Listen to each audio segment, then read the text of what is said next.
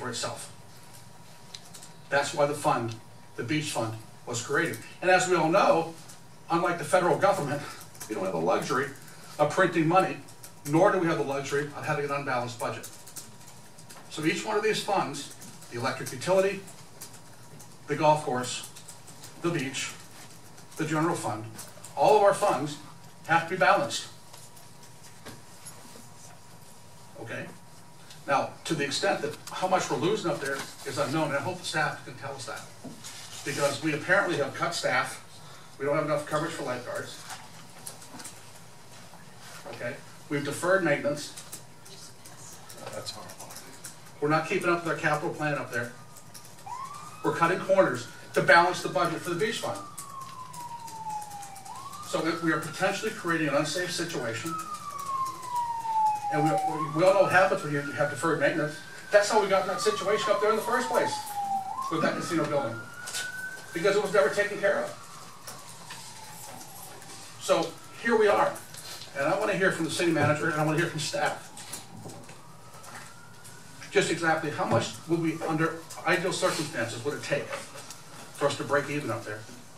Because the only, in my mind's eye, the only reason we're having this conversation about an ITN is to cover and make up for commitments that were made by our predecessors that we're not able to make good on. We don't have the luxury of not making good on commitments we make to the public. We told the public it would break even at worst. We told the public when we took $6 million of the utility money, $6 million of utility money that over the 100 years of this city was in place, we never ever gave a nickel back to our utility customers. We just kept raising the rates and raising the rates, and people cried and they moaned and they bitched and they complained about the high cost of utilities. But somehow we were socking money away. We couldn't build new roads. We couldn't put something into the Park of Commerce to create jobs. But we sure enough could find $6 million to rebuild the building. That, number one, was overbuilt. The space that's up there now, that's not leased, was never supposed to be in the original plan. Is that right, Mr. Wyers? Right. The original proposal, it was proposed by RE, the architect, only had one space on the second floor. That's right. So we overbuilt it. I'm not going to conjecture that. I just know that in order to make the numbers work, there needed to be a certain amount of square footage that would be leasable. No, that wasn't what we agreed on, though, when we voted on it. That was after the fact.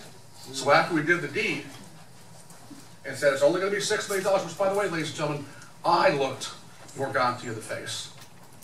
And I looked the vendors in the face, and I said, you're telling me, after we argued over this for a year or so, you're telling me that this building is not going to cost a penny more than $6 million. Oh, no, sir, it's not going to cost more than $6 million.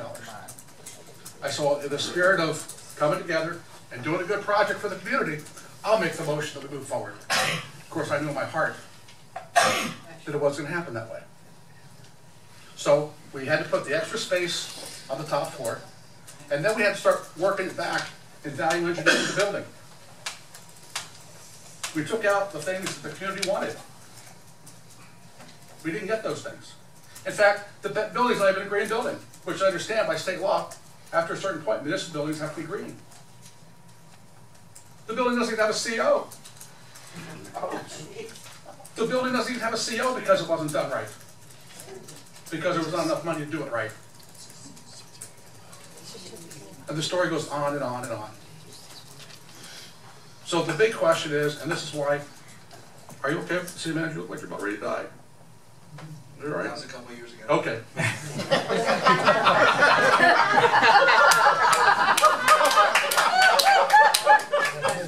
I'm like trying to finish you off tonight. So here we are. So here we are, after the building's been open without a CO, without enough tenants. Oh, by the way, we had a proposal for somebody to take both the top and the bottom floor. But for some reason, we didn't do that. You know what they say about a bird in the hand, right? So we didn't do that. So here we are, on top of all of our budgetary constraints. Remember, each fund that we have has to balance. And this one doesn't balance. And as the city manager said earlier, they've done the very best they could to make it look like everything is well up there. So the casual observer thinks everything is just fine on the beach. And it may continue to look that way for a few years. But the reality of it is, the deferred maintenance is going to catch up with us. Okay?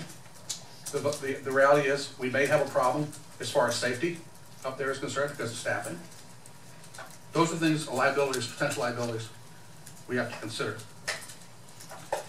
You know, I wish in my heart of hearts that that project would have done exactly what it was intended to do, but it didn't. And I want the public to know why we're having the conversation about the ITN to begin with.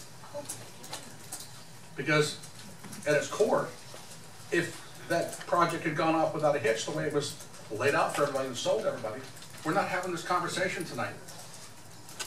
And we're all home watching whatever the 2 season finales are tonight on television for Dancing with the Stars or whatever the heck it is. The Voice. The Voice. So, you know, it just bothers me that I'm sorry, sorry about that. It bothers me that people don't understand why we got here or how we got here, but I think they need to know how we got here. I think once they know that, it might be easier for them to understand what the hole it is we have to dig out of. And, you know, I haven't looked with any great detail at any of the 3 projects. All I know is, for some reason, at least one of these projects has been squarely put in the bullseyes of some folks, and a lot of things have been said about it. So much so that I don't even know what the hell the truth is anymore. But I'm hoping that we're going to get to the bottom of that. And to the comment about the footprint, you know, and cars, I think Commissioner Amoroso was talking about that a moment ago. I don't know for the life of me why in the world we go out for an ITN. We'd invite people to come in to give us some ideas on what they may or may not be able to do up there, and not know what our capacity is in terms of cars. That just boggles my brain. Why would we invite somebody to do something when we don't even know what they can do? That's just senseless, absolutely senseless. But I will say this, any development, whether it's a hot dog cart or, what's the rumor, they're building hotels? That's the age-old, they're putting a hotel up there. Any develop up there is going to create cars. And if we don't know what our capacity was to start with, we got a problem. But the reality of it is, whoever puts a hot dog stand or builds a hotel needs parking. Okay, so it's kind of circular. Which comes first, the chicken or the egg? That's where we are. We don't even know what we can do up there. However, we went forward with this casino building. We created a footprint for potential future development, or whatever you want to call it. I hate that word, development, because people get all upset about it.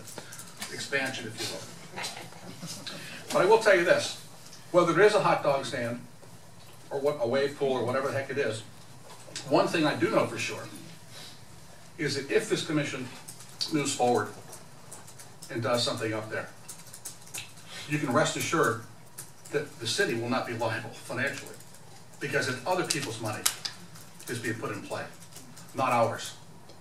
And a funny thing happens when private sector gets involved, invests their money. They protect their assets. They make sure it's done correctly, okay? Or they won't do the job and do the project to begin with. So any proposal, whether it's hot dog stand, whatever, they're not going to come to us unless there's something in it for them. And there's nothing wrong with them making a profit. Mulligan's makes a profit, I hope. The t-shirt shop makes a profit, I hope, and I'm right on down the line. So I just want everybody to understand where we're coming from and how we got here before everybody gets up and offers their comments. And we have a lot of soul searching to do between now and the time this commission makes the final decision, any decision on which way to move forward. Thank you. Vice Mayor and Commissioner McBoy have made comments. Everyone, one pass, I made a comment. If you two would like to make comments, and then we're going to go to the people's comments, because that's what we're here for, a workshop on the people, okay? And we've got a lot of comment cards here. So, Commissioner Amoroso, do you want to go next? Commissioner Meyer? Sure. I'll make this very brief. I think there are 2 different perspectives here, and I think Commissioner Maxwell highlights one of those perspectives. A regional beach, because people from outside of Lake Worth come and enjoy the beach, Does that mean that if people from outside of Lake Worth come and enjoy the golf course, that it becomes a regional golf course? Or that if they come downtown and spend money, that we have a regional downtown? Yeah. No, this is the city of Lake Worth. Quiet in the chambers, please. We own Quiet, please. We own our public beach. It is the best feature of the entire city. And to not realize that it is the heart of the city, that it is personal to each and every one of us, and that it is ours, and the decision of this commission to keep it ours, then I'm on the opposite side of that perspective. Thank you. Mr. Amoroso? Just a couple points after listening.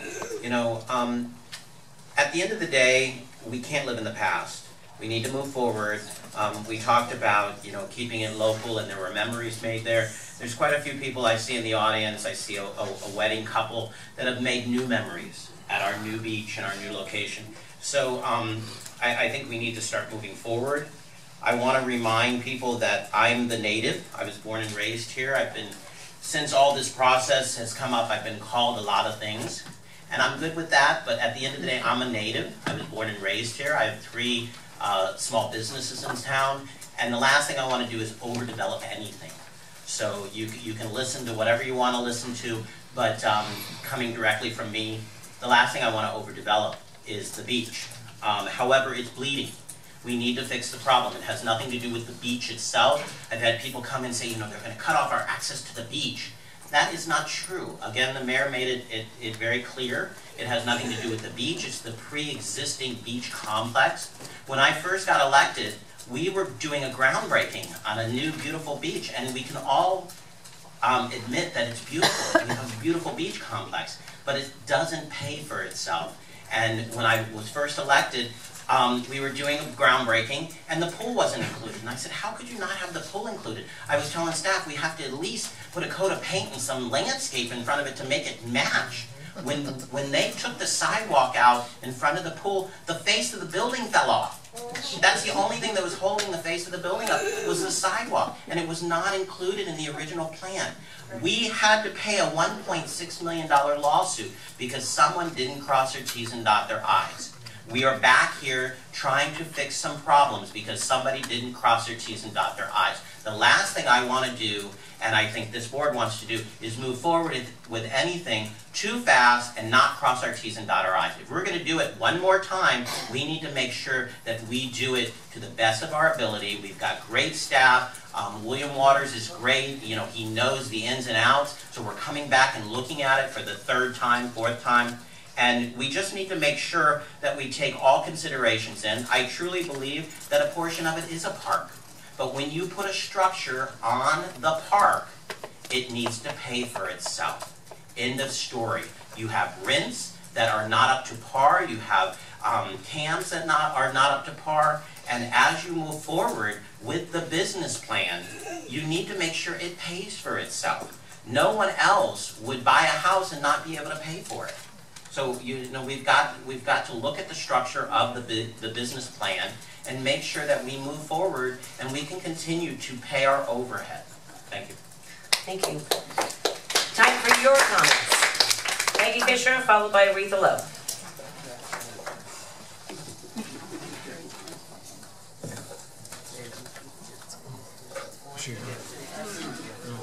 Fisher, 508 North A Street.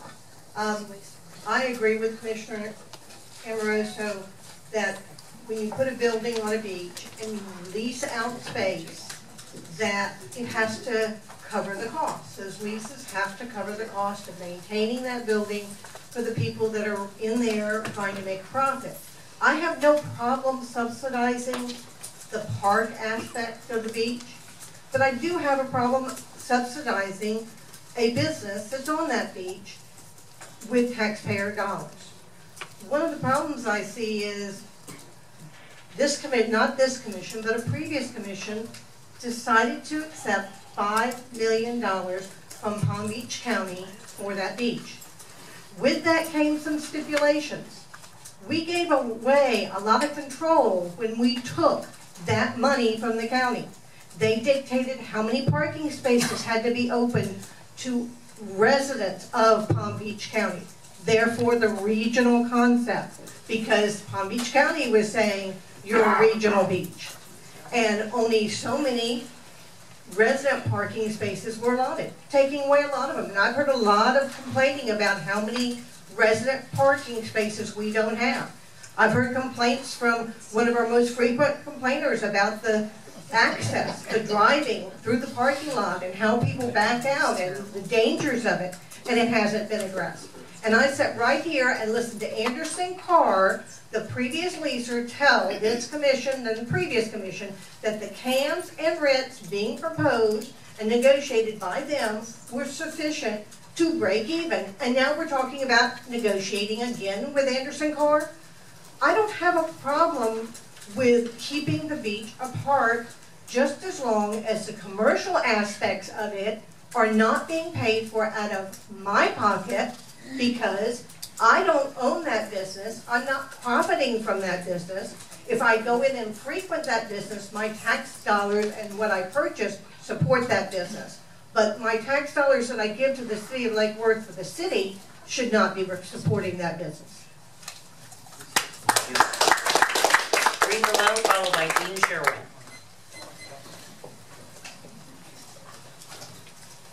I was sticking around. Retail Lowe's, 12th Avenue South. I was sticking around. I'm going home now. But I just wanted to get up and say that 40 years, we're still playing with the football. And if everybody's sitting in here, and most of them been sitting in here a long time since I've been here. Commissioner, Vice Mayor Maxwell, and Andy Amoroso, Commissioner Amoroso, explained everything along with the city manager and the city attorney. And I don't care how much you explain and how much they know, it's going to be the same. They've been doing it for 40 years, and I said this when I was here. This football been bouncing around. And when we got the casino where it is right now, that wasn't a touchdown. That was a field goal. We're still playing with the football, trying to get a touchdown. And I'm also here to say about the traffic study. That should have been done. We shouldn't be paying out any more of our taxpayer dollars for this traffic study. So that you need to forget. And we need to let everybody have their say what they want to, do what they want to, and you guys need to make a decision. There's 3 proposals up there. And I thought that it was on the agenda that you was going to make a decision. I wanted to see this second proposal. But I heard the 3 recommendations. You all need to listen to us residents and take heed to what is being said, and then make a decision. Take one of the recommendations. But if you continue to go the way we've been going for 40 years, we're going to be doing the same thing another 40 years. Thank you. Dean Sherwin, followed by Bob Lipa. Yes. Dean Sherwin, 509 North L Street. So actually there's 2 pieces of information that it would be good to have I didn't hear so far. One is actually what it's costing, how much we're losing on this beautiful casino building, and the other is what's the allowable development under the zoning code, which we were told controls this whole thing, but you're not going to take any time out of my 3 minutes to tell us that later. I think it's fine to subsidize facilities for local residents, recreational facilities, but I think it should be an even playing field. That's to say, and it depends on who's using it, you know, the proportion of using it. We could subsidize gymnasiums, basketball courts, shuffleboard courts, golf course, swimming pool. Fine, but you know, one should not be out of proportion with the other. And more about swimming pool maybe in a moment. The other thing that kind of agree with one half the speakers you know, the beach is really busy, and we know that on the weekends people are running around trying to find space in the parking lot. And we don't have any figures on that, but yeah, it's pretty obvious that most of those people are from out of town. Bless their hearts, that's great. We want people to come to Lake Worth. But my feeling is that's not really benefiting us. Perhaps I'm being too, what's the word, money-minded. But I would like to see our attractive town attract people all around, and would like to see local economy benefit. I would like to see local businesses, if possible, you know, probably that may mean franchises, but locally owned businesses benefit from the beach and give employment to our people and help put us on the map in a good way. And I suspect that's not what's happening. Same with Bryant Park Ramp. People run through town, go to the facilities, use the facilities, off they go. Maybe a few of them buy a snack, buy a drink, but I don't think, given the limited amount of amenities at the beach, that very many people are taking advantage of that. And I would love for that to be expanded. I was actually part of an early group that pushed for opening a swimming pool. Thought it was ridiculous to have a swimming pool and not be able to use it. However, you know, last week I was in Marathon Key, and I was at a restaurant, and there was a pool there, and there was a restaurant, and there was a bar around the pool, and somewhere off there was some sand, and the pool was lit, and you know, it was great. It was really nice. It was a nice ambience. You can't really say that that pool is particularly nice. Now we've heard it doesn't even measure up as a pool. You know, I would like to see a pool there, but I think the one that's there is ugly, I think it's in the way, and I think we need to do something more imaginative with the space. Of course, if we had our financial affairs in better shape, we wouldn't need to go so much, we wouldn't be dependent so much on private people making development proposals. We could do it for ourselves. That would be better. Thank you. Bob Lipa, followed by John Zerdy.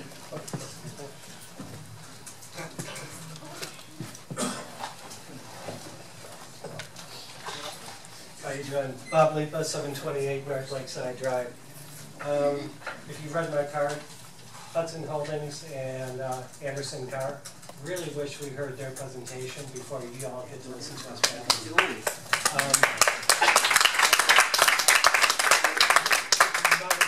Cut back on a lot of the chatter. But going back years ago, I've been a resident of the city 30 years. I sat on a beach steering committee 20-some years ago. We're still carrying the football, Rita. Yeah. Back then, and even when the commission approved and built the new casino, we had a breakfast lunch place that was subsidized. They paid less rent for waterfront property than I paid as manager of the A.G. Edwards here. To think that we're still subsidizing businesses is incomprehensible. It's not your fault. I'm not chastising you, but I'm highlighting as business people to run the city, and this is a business. It's not a charity. You have to break even. Sponsoring and underwriting the park, that's where you have your sandwich and a soda, read a book. Where the commercial aspect is, have them pay. And if it's a third party, a private-public joint ventureship, they will run it and make it profitable or break even. And at the end of 19 years and 364 days, the new commission can decide to either renew the lease or room them out and take it over. Thank you. Thank you. John Zerdy, followed by Reverend Ellie Louison. Thank you. Good evening. I wanted to point out a couple of things, I guess a little bit of the history, and I think it is important. Again, we're not going to be as much pointing fingers as saying the need for this tonight, but I was part of the Kimberly Horn team back then, as Mr. Williams was part of the REG team back then. And I certainly have a little bit more history internally of what was going on at the time. And, you know, like you said, the original RFP for the project only had 50% of the second floor, which was the ballroom, in a renovation, which we all knew wasn't going to be a renovation. So this was doomed to have these issues. And during the whole process, the value engineering, and that's kind of funny, I think it was more like the devalue engineering. that went on took all of the green amenities out of there. I was supposed to be the environmental consultant on the project. And after a point in time, there's nothing going on there. We were going to use to catch the water, or at least have an option to save water over there for irrigation. Nothing happened over there. That got wiped out. In fact, the building was supposed to be on pilings, not on pilings. If you want to talk about sea level rise or climate change, that building's not on pilings. That was taken away. One of the devalue engineering. How do you add 33% more on a project like that from when it was originally asked, here's what we want to do, we want to renovate this, and still keep the budget? And still keep the budget. How do you keep a $6 million budget when you add 33% more to your wish list? Can't be done. We have air-conditioned covered walkways out there. Oh, no, we don't. I'm sorry, that was taken away. We have air conditioning between the elevators to get into the ballroom where brides and grooms and everything. Oh, we don't. We don't have any of that. Stairs, how do you get protected from the elements when the weather's bad? That's why the rent's so cheap upstairs and the leases are so bad, is because it's terrible up there when the weather's not good. You're not going to get a good event up there. You can talk to staff. It's terrible. It's horrible. It's challenging. The doors and the windows leak. The water goes backwards on the balcony towards the doors. It floods. It warped the floor. You had fans in there. This was terrible. All of those things. The rainwater goes off of there, and instead of going into gutters and downspouts like even our houses do, it just dumps on awnings, it dumps on people, it dumps on everything. It washes stuff out. They removed the water booster pump to have enough pressure for the second floor sprinklers. That was taken away. And we made an 8-inch water loop over there for thousands of dollars, 100 more, just so we didn't have to put a water pump room in the building, so we can stay under our $6 million. We don't have even built-in video and wiring in the ballroom. We have to bring in and rig stuff every time something happens over there, because we couldn't put that in.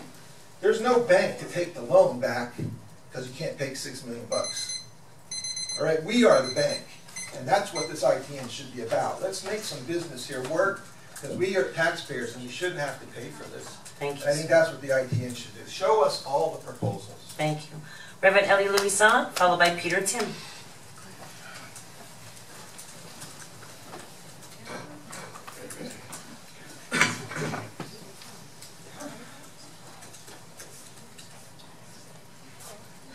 I will be simple.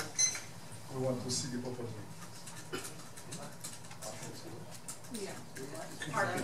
You want to see the proposals, sir? Yes. Thank you, sir. Peter Tim, followed by Lee Lipton.